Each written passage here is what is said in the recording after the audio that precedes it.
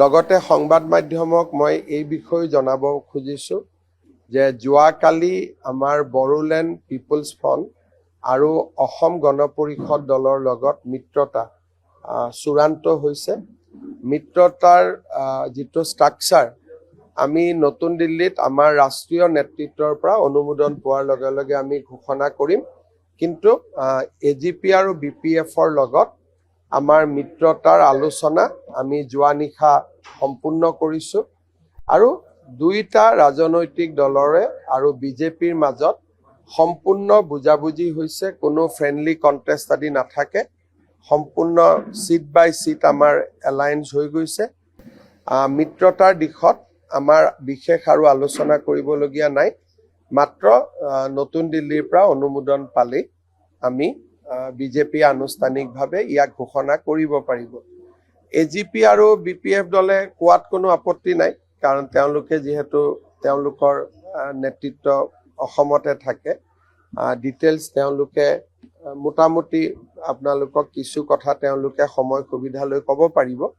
কিন্তু মই তেওঁলোকক অনুৰোধ কৰিছোঁ যে চিটবিলাকৰ নাম এতিয়া ক'ব নালাগে, যেতিয়ালৈকে নেকি আমি দিল্লীৰ পৰা অনুমোদন নাপাওঁ। এনেই মোটামুটি কোৱাত কোনো আপত্তি।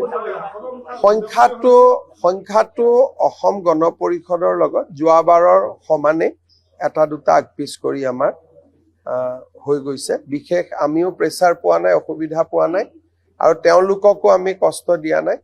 আৰু বিপিএফ দলৰ ক্ষেত্ৰতো আমাৰ সুন্দৰভাৱে বুজাবুজি হৈ গৈছে।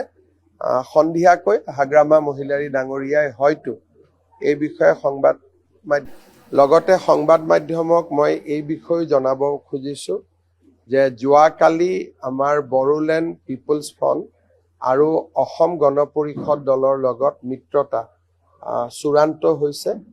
মিত্ৰতাৰ যিটো ষ্ট্ৰাকচাৰ আমি নতুন দিল্লীত আমাৰ ৰাষ্ট্ৰীয় নেতৃত্বৰ পৰা অনুমোদন পোৱাৰ লগে লগে আমি ঘোষণা কৰিম।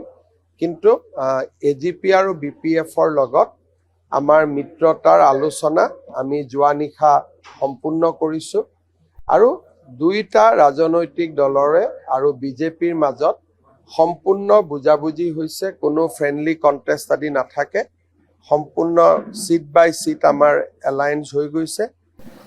মিত্ৰতাৰ দিশত আমাৰ বিশেষ আৰু আলোচনা কৰিবলগীয়া নাই, মাত্ৰ নতুন দিল্লীৰ পৰা অনুমোদন পালেই আমি বিজেপি আনুষ্ঠানিকভাৱে ইয়াক ঘোষণা কৰিব পাৰিব। এজিপি আৰু বিপিএফ দলে কোৱাত কোনো আপত্তি নাই, কাৰণ তেওঁলোকে যিহেতু তেওঁলোকৰ নেতৃত্ব অসমতে থাকে। ডিটেইলছ তেওঁলোকে মোটামুটি আপোনালোকক কিছু কথা তেওঁলোকে সময় সুবিধা লৈ ক'ব পাৰিব। কিন্তু মই তেওঁলোকক অনুৰোধ কৰিছোঁ যে চিটবিলাকৰ নাম এতিয়া ক'ব নালাগে, যেতিয়ালৈকে নেকি আমি দিল্লীৰ পৰা অনুমোদন নাপাওঁ। এনেই মোটামুটি কোৱাত কোনো আপত্তি।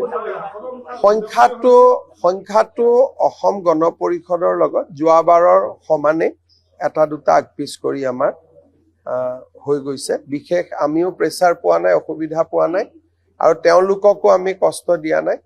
আৰু বিপিএফ দলৰ ক্ষেত্ৰতো আমাৰ সুন্দৰভাৱে বুজাবুজি হৈ গৈছে। সন্ধিয়াকৈ হাগ্ৰামা মহিলাৰী ডাঙৰীয়াই হয়তো এই বিষয়ে সংবাদ মাধ্যমক ক'ব আৰু ইমানতে আমাৰ হৈ গৈছে।